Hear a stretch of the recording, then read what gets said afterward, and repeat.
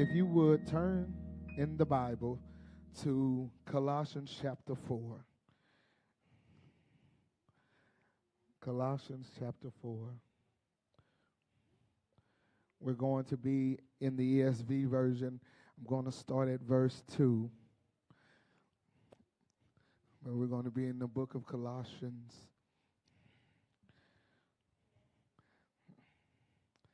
I don't know about y'all, but God is so serious about me. Yes, See, people that's kind of on the fence with him, and kind of you got a high and by relationship with him. You know, you're not feeling me this morning, but those who know him intimately know about these scriptures we're about to read, and we know about this word we're about to get. And it just does something to your spirit to know how he treats us and how he wants us to treat them and how he's never left us, nor has he forsaken us. And he keeps on making a way. It's on the screen, if you have it, standing all over the room. It says, continue steadfastly in prayer, being watchful in it with thanksgiving. At the same time, pray also for us, that God may open to us a door for the word, to declare the mystery of Christ, on account of which I am in prison. He's at Lou Sterrett right now writing this letter. Oh, my goodness. And it says, that I might make it clear which is how I ought to speak. Oh, my goodness. See, that's some good stuff right there. He says, I'm supposed to speak clearly when I'm talking about God. When anything coming out my mouth, I need to be clear about. And it says, walk in wisdom toward outsiders, making the best use of the time. Verse 6, and this is going to be the last verse this morning. Let your speech always be gracious, seasoned with salt, Lowry seasoning, so that you may know how you ought to answer each person. Lord, do your will. Lord, have your way. Help us to receive today. In Jesus' name, amen and amen. Amen, amen. Oh, my goodness. I want you to look at somebody and tell them the title of this sermon. And go ahead and make sure who you're going to pick. Pick somebody. Pick them good. Pick them good because you want to mean it when you say it. It picked me. It picked me. My God, that's the title of the sermon. Make sure you put it in your notes. It picked me. My God, it picked me. I didn't pick it. It picked me. See, situations in your life will pick you. Am I lying to you? But just because it picked you, don't mean you should allow it to pick on you. See, situations and people that don't mean you know good are going to come about in your life. But there was a movie I was watching that kind of stuck with me, and this line stuck with me. You may walk over, but you're limping back. And that's what I've grown in my maturity with Christ, and knowing that he got my back. I can talk a little bit more freer and a little bit more reckless when I see the enemy coming and I get into a storm and I say, all right then, you can come over, but I guarantee by the time I get through this, you're going to be limping back. Because you might have picked me, but you're not finna pick on me. See, I don't know about y'all. I don't like nobody trying to pick on me. I'll tell somebody real quick, watch how you talk to me. Watch how you treat me. I even got to a place where I use this code line right here. You better go do something safe. Because I'm not liking how you treating me. But I want to start off with some people that didn't allow life to pick on them. And I want to start off with this. I didn't choose the room. April 16th, 1963. A man sits in a Birmingham jail cell arrested for marching without a permit. Nobody hands him a paper, so he begins to write in the margins of a smuggled newspaper, not a letter asking to help him get out. He wasn't asking for bail money. He wrote a letter answering what he already knew he was called to do from right there where he was sitting. He didn't choose the room, but he did not choose the room, but he chose what came out of the room. There's another gentleman that was on Robbins Island for 27 years. I remember when he got out. It was all over the news.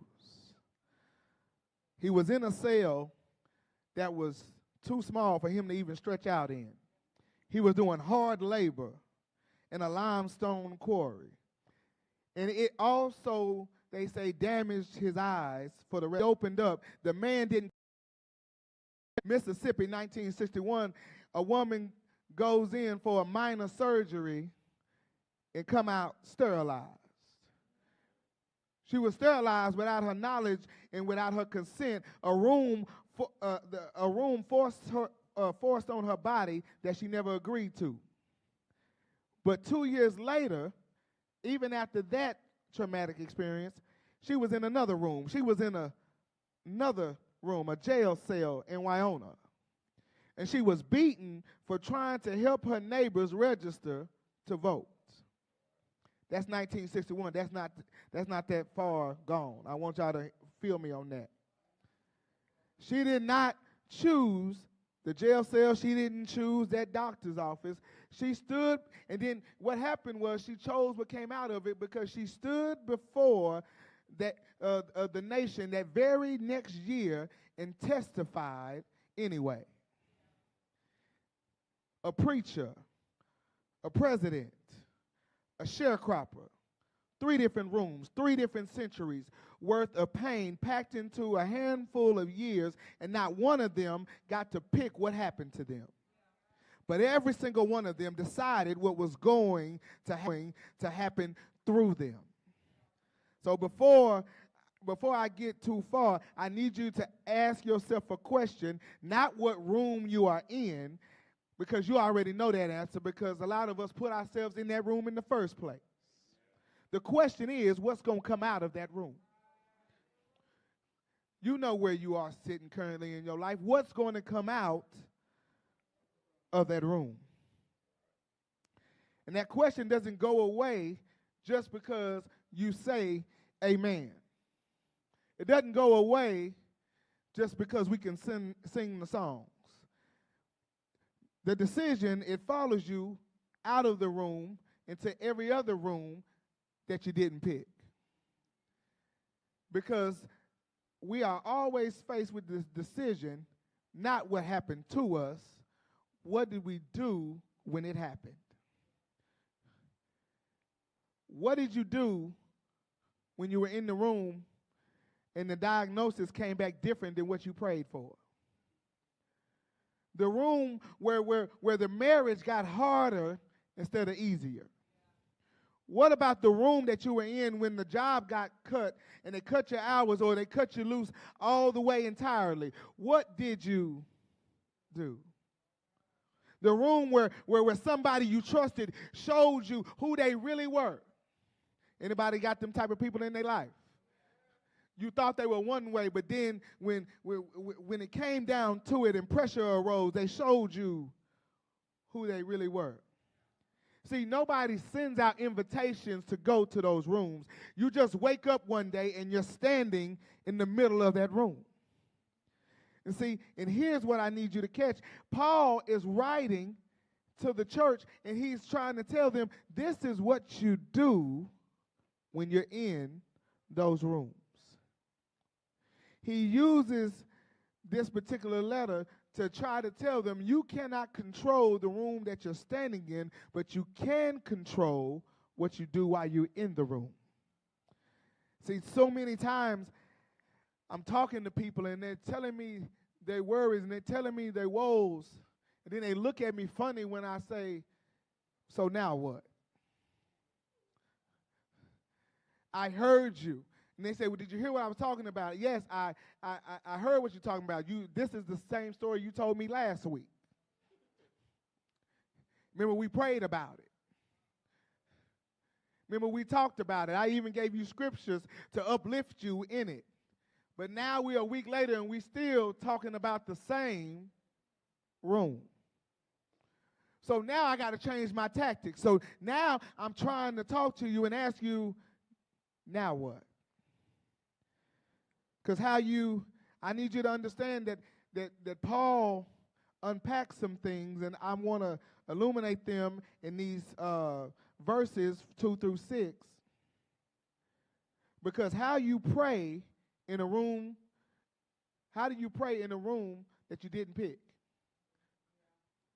How do you pray in a tumultuous situation that you never saw coming? How do you pray when you're trying to get out of the situation, but the room is actually asking something of you? Has anybody been in one of those situations where you just couldn't figure out what this situation was trying to do with you spiritually? What is it trying to do to you mentally? What are you trying to do right here and right now, God? I am confused. Why am I still in this mess? I'm doing everything that I thought I was supposed to do, but yet and still, I'm still standing in the same place. God, I'm confused.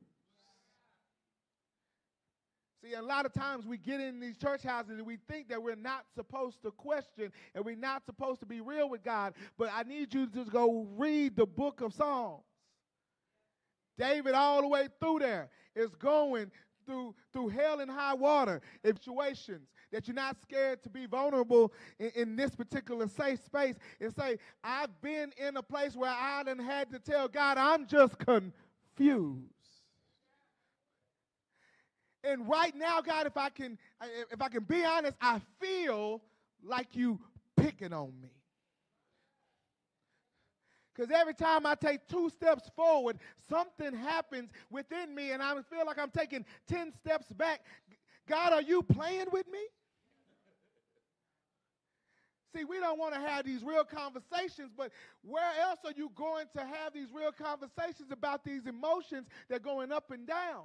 Because my thing is this, I don't care if you have emotions, because emotions are going to be there, but I need you to understand that they come and they go. What's really going to have consequences is what you do in that emotional state. Look at your neighbor right now. Help me preach this thing and say, just calm down. Just calm down.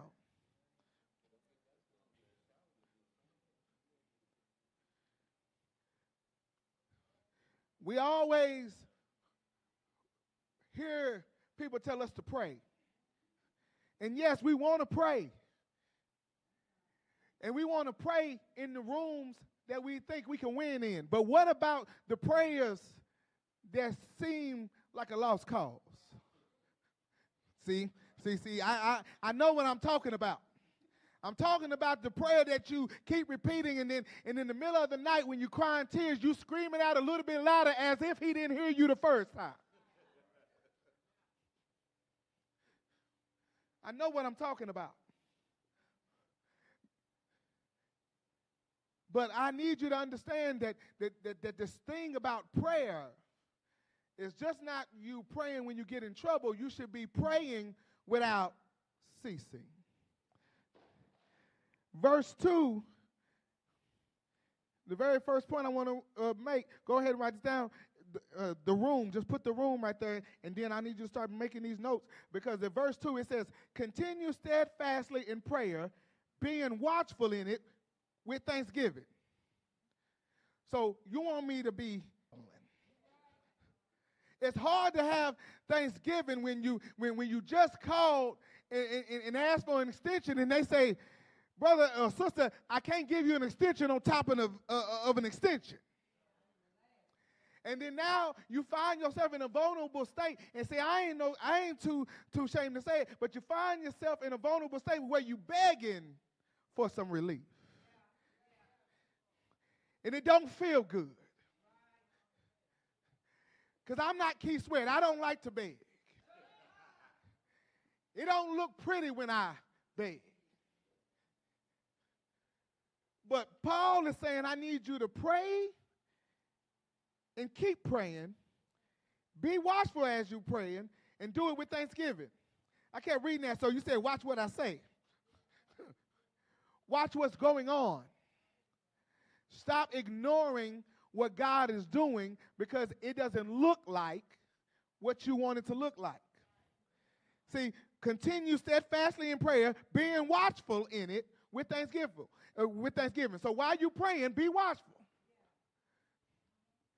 See, you ask for God to do a new thing in your life, but you're not being watchful because now you're trying to hold on to somebody that says it's time to leave. God says it's time to let them go, but you talking about, hold on, don't leave me. Wait a minute, I don't want to be alone. But you ask God to take you to a new level. Everybody can't go to the next level. It's levels to this. And see, let me tell you something that I noticed when I look back over my life. I never had to have too many hard conversations with friends as my life was changing. I heard a preacher say it at this clinic that they were having over there at Concord. He said it was like he compared it to a rocket, and when the rocket shoots off, and as it keeps going up to another level of stratosphere, things kept falling off because that weight can't last in that stratosphere. If you ever look at the astronaut's ship when it comes back down out of outer space, it never is the same size that it left. Because sometimes it gets too heavy. A lot of people trying to go one place seems good, but when it's time for you to elevate, you can't sit here and look back. He says, Paul is not describing prayer as something for you to reach for when the room starts falling apart.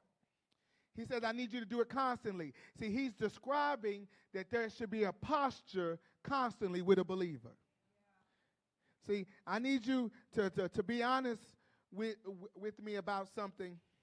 Has there ever been seasons in your prayer life when you took the pulse of it and you thought it was dead? You thought it was something wrong. And so then you go ask somebody else to pray for you. Because maybe my status card is being declined. So let me go over here to sister so-and-so, evangelist this and evangelist that. Maybe I ain't got the right oil. I should have got the virgin olive oil.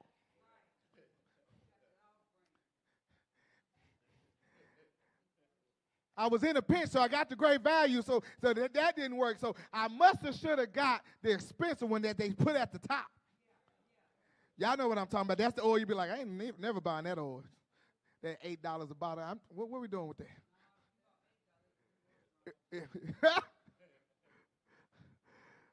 My goodness. So, what about when you think everything is fine and you don't pray? You prayed when the doctor said what he said and you didn't like that diagnosis, and all of a sudden you got to praying real hard. You started praying for financial breakthrough when the lights got cut off. But now everything is quiet and he don't hear from you.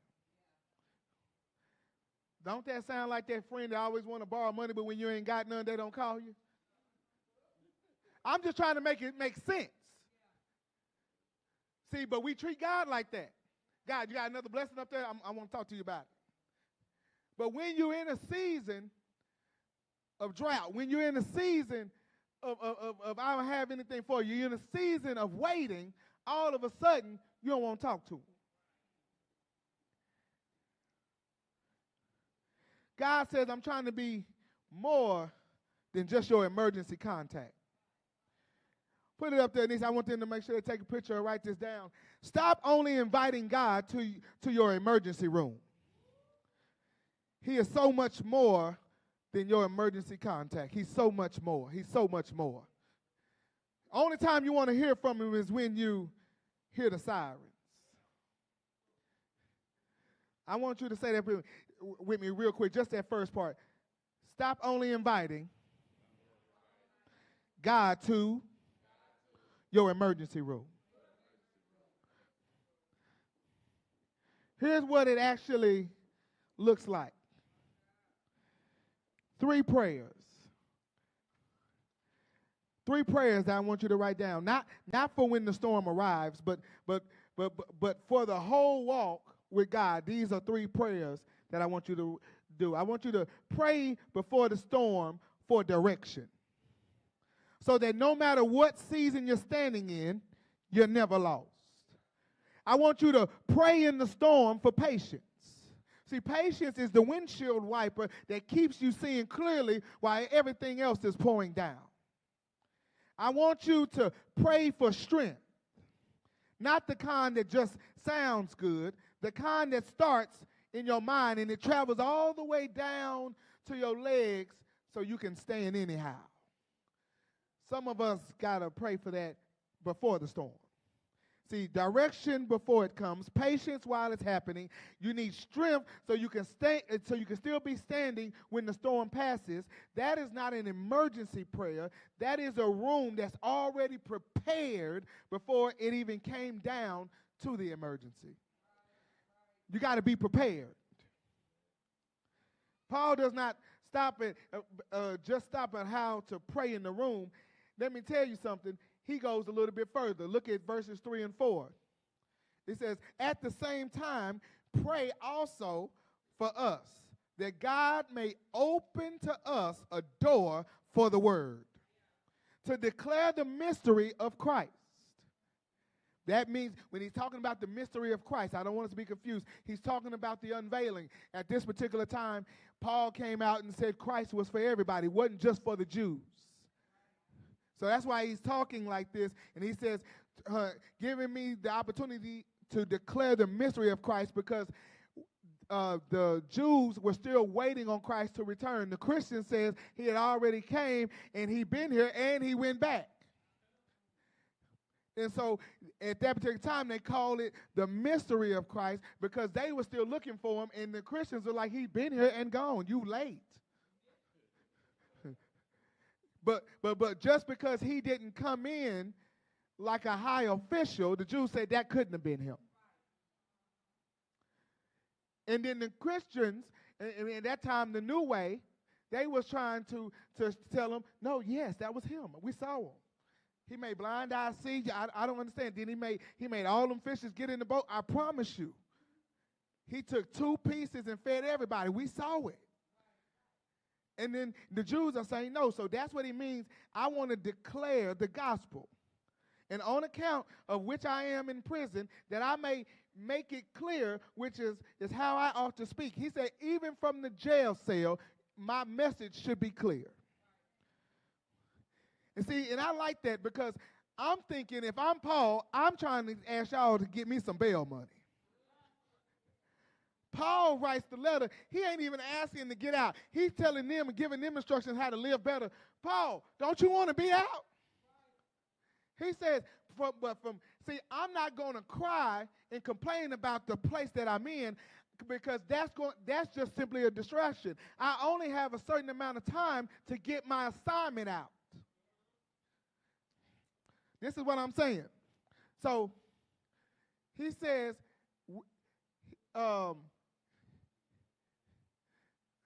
He says, I want to be clear that even in my jail cell, I'm still going to do my assignment. See, most of us get in these hard places and we just stop and think it's just a layover. We're just passing through. And so we get in these tough times and then we all of a sudden want to take breaks. Let me go ahead and make it clear.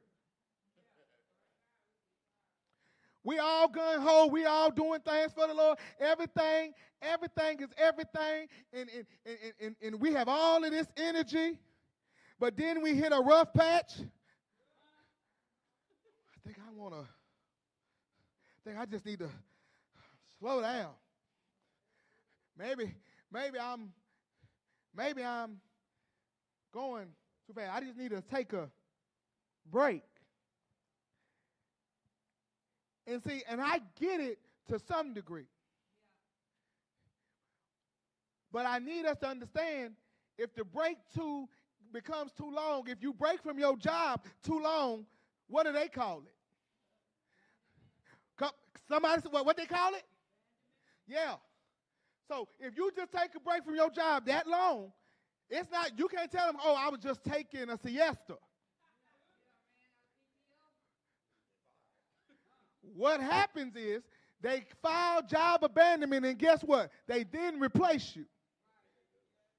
But have you ever had to replace somebody that abandoned you?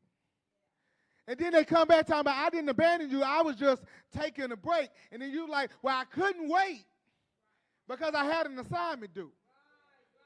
And so as I kept moving, I needed somebody to fill that space. And I couldn't wait on you because I don't know how much time I got left. So it ain't no hard feelings. You just slept too long. Got to be careful about them breaks. Because dude said, I don't understand it. As bad as I love my wife, if we get into a hard patch, I can't take no break.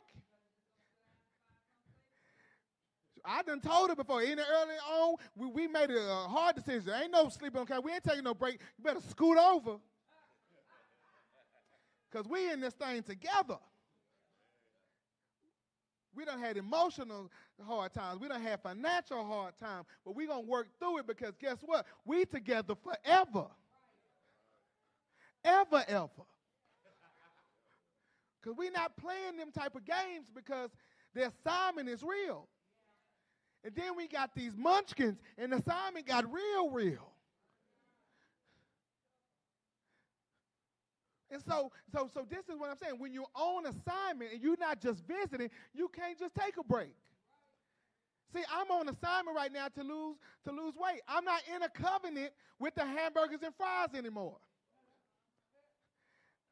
I can take a break from them because we're not in covenant. I'm not on an assignment. It's not my assignment to get a two-piece or that snack pack from Williams that come with the grape soda that you can get for $7. And then they ask you that bad question at the end. Do you want seasoning? Yes. I would love seasoning. And they say, is this enough? I can't see it. And then they do it again. But I got to take a break from that. But I can take a break from that because that's not my assignment. My assignment is to live longer on this earth. Because at the end of the day, I don't want my kids to grow up without their father. I don't want no other man telling my wife to scoot over. Because I know I'm going to get replaced. I know, but I'm married.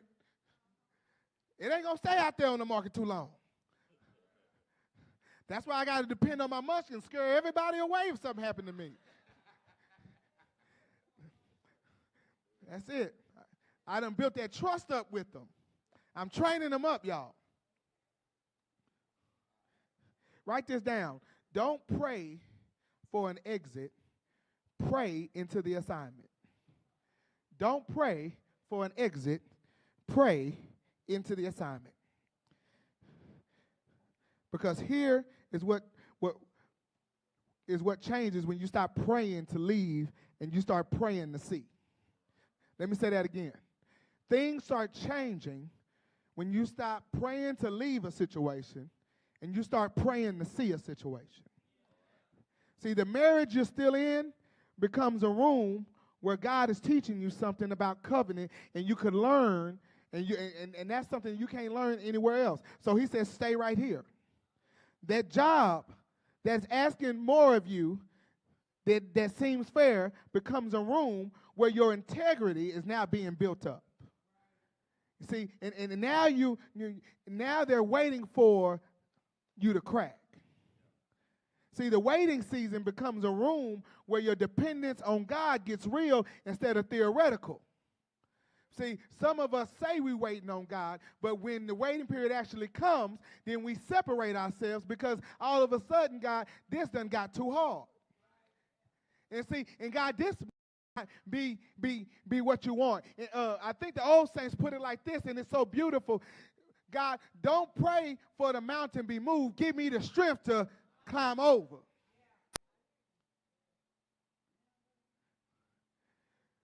Stop asking to leave all the time because there might be an assignment there. And he's probably just trying to teach you how to carry it out. Verse 5 and 6, and then this is where I'm wrapping it up. It says, walk in wisdom towards outsiders. Oh, my goodness. Let me say that again. Walk in wisdom toward outsiders. You got to understand, in Colossae, this is one of the melting pots in Rome that they had so many other religions and things going on. This is why Paul is trying to send this warning letter out. Don't be trying to add on to this belief. I know it looks good. I know it sounds good, and they're real compelling, and they might even look like they know something, but you need to know God for yourself. And he says, walk in wisdom towards outsiders, making the best use of the time. I started shouting right then and there because see, sometimes we run away from situations and we run away from assignments that we could be learning from. See, I don't run from people that say that they hate church. I scoot in. Why? What happened? And see, most of the time, when I do that and I scoot up, I'm learning something. See, I'm making most of the time that I'm in. And I used to do that, and my crazy self used to do that even when it wasn't spiritual. When I come against somebody who just said they have a problem with African American people, why? What they do to you? I'm the one that want to scoot up. I want to hear your problem. I want to see exactly what you're talking about because now I can grow from that. I like it when Paul says make best use of the time that when you're with them. Let your speech always be gracious, seasoned real good with salt, so that you may know how you ought to answer each person. This is not for the non-believer. This is for the believer. What Paul is saying here, even in disagreement, watch your mouth. Because again, you're not just representing yourself, you're representing him. Because as you saying that you're a believer, people are watching you. People are really trying to see, are you really about this life? And so here is the seasoning. He says, watch what you're saying. Make sure that you're not damaging, because most people only know what they know. They only experience what they experience. And so if we are reckless around people who don't know, we might be doing more damage than we are good. So Paul is saying, we're in this melting pot. We have an opportunity to win souls. So don't mess up by just trying to think that you're so holier than thou that you can't sit with them, because that's not the Jesus that we remember. He sat with sinners, tax collectors, thieves. He sat with them all because he was gaining wisdom. He was seeing how they work, how they think, and he wanted to make sure that if there was ever a possibility that their heart could be turned around, it wasn't turned back the other way because what I said to them. Look at your neighbor and help me preach this thing. Say, watch what you say. And watch what you do around people that are on the fence. I mean, I'm going to go ahead and say this. Sometimes you can't get that screwdriver.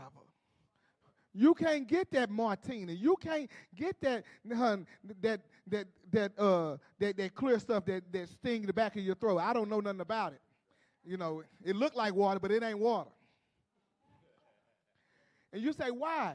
Because if you're sitting amongst people and you get too lax around people, I think Reverend Jay said it about a couple of weeks ago, and like I told him, you're never off duty. On the job, at the gas station, at the family reunion, at your girls' party, at your homeboys' kickback, you're never off duty. And so we got to be mindful about what we do and what we say. You know, even when you're at work and you hear the gossip, please don't get in there and start participating with it. As a believer, step back. Because this is going to be the worst feeling you have is when you talking casually and then you tell them, oh, man, I got to hurry up because I got to get on Bible study. And then they all look at you and say, Bible study? I don't even know that you know the first Bible study. You want them to see and feel and hear, be like, you know what? I do see that on you. I do see that on you. It made my heart jump a little bit when I was talking to somebody at work. This lady came over, she visits the building, and then she says, I saw you. I said, what was this? I saw you. Where you see me at? Because I got nervous. Where you see me at? She said, you a preacher. I saw you. One of your things passed by. And then when I saw it, I said, yep, that's him. And I said, I appreciate it. She said, where your church at? I said, if you saw it, you know I said it. It's 4353 Southampton. If you saw it all the way through, I say it at the end. I said, you are welcome to come be our guest. And then, you know, they say, you know, what everybody else say, the nice thing. I'm going to have to come check y'all out. If I hear that one more time, I'm going to scream.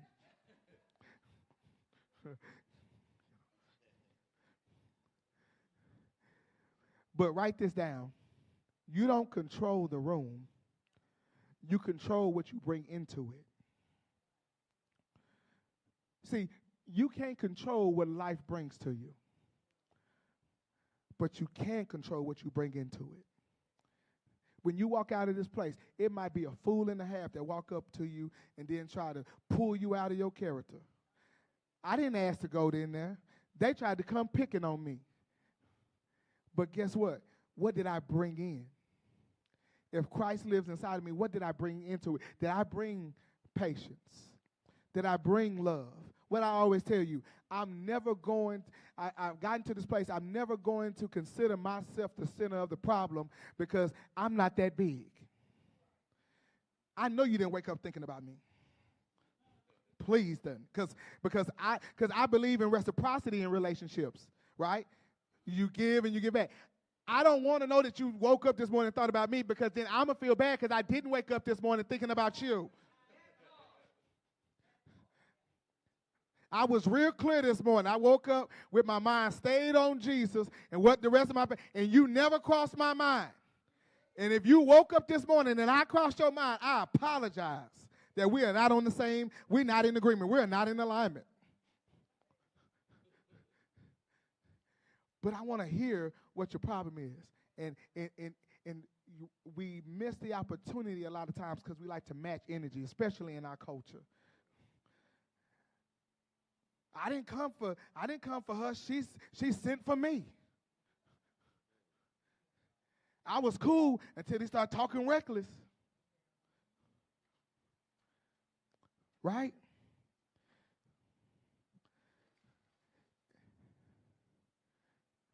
Everything that he says you need to bring wisdom, patience, grace, salt, seasoned speech. I wanted to hit just real quick on the seasoned speech. Seasoned speech, a seasoned saint, a seasoned believer. Are you seasoned or are you still talking like a rookie? Are you really living this life or are you still living like a rookie.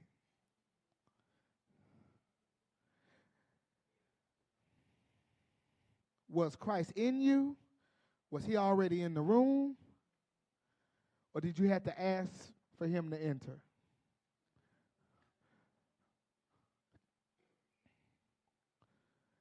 This is what I want you to understand. When Paul is asking for you to be seasoned, when he's asking you for patience, he's asking you for grace. I need you to understand this. He's not calling on those particular things and expecting you to do those out of your own strength.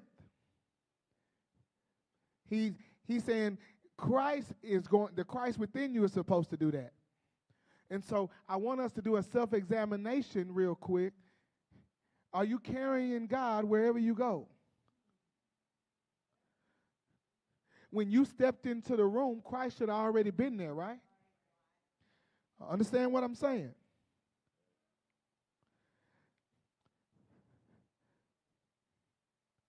So if Christ was already in the room before you got there, the question is not what are you going to do about the room you didn't choose. The question is, what are you finally going to let him do with you? What are you finally going to do when you let go and you let God take over the situation? I'm not talking about when you say, hey, I'm going to let God handle it, but then you pick it back up when you see an opportunity to get them back real good. I know I'm telling the truth. Do me a favor as we close. If y'all know who we got back there on the door, you know you're safe to close your eyes. I only put the best back there. Ain't nothing going to happen to you. Close your eyes, I promise. And then she got back up this morning. I see you. They's not playing back there on that door. But I want you to grab something specific in your mind as we close. Not a vague feeling, but I want you to really get into that actual room that your life is in right now. It might be the marriage. It might be something that the doctor said. It might be your job.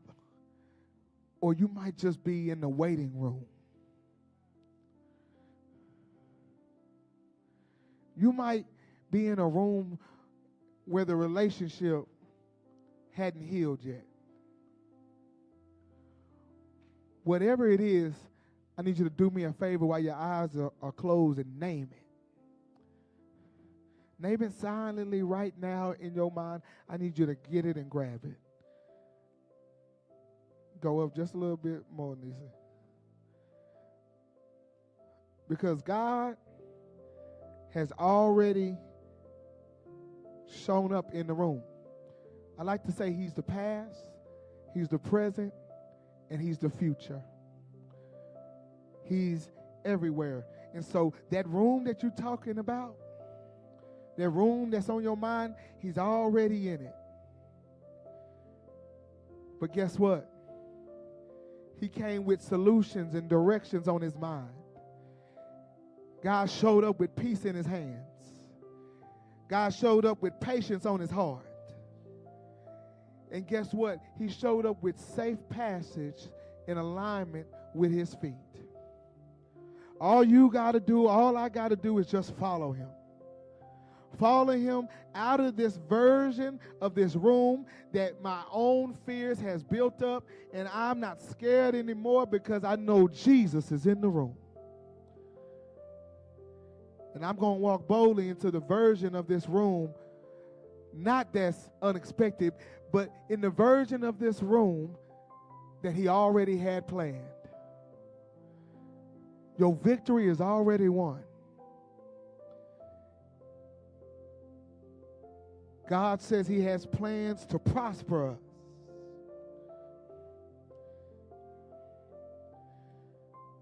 Grab that room you in. You got to name it. I know you've been running from it. I know you ain't been wanting to face it. But don't let that thing continue to pick on you. continue to steal your joy, continue to steal your happiness, continue to steal the time that you should be spending on your vision.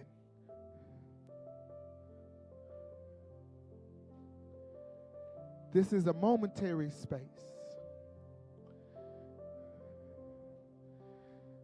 You're not trapped. Jesus is in the room.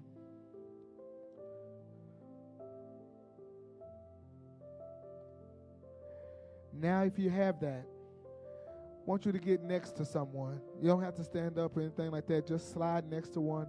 Slide next to one. I want you to touch and agree right now. Just touch and agree. Make sure everybody's touching and agreeing right now. Because I don't want you to explain your whole story. All we're doing is simply praying together.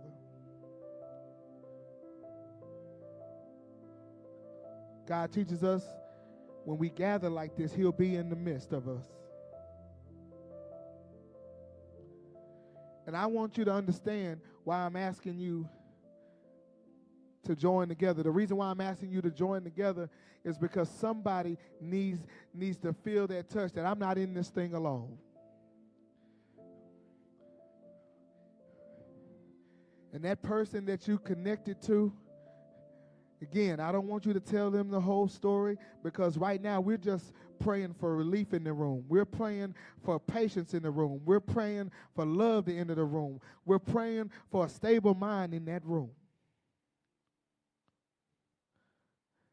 We're praying for each other to let go and to let God have His way. Pray right now. We don't do this thing alone.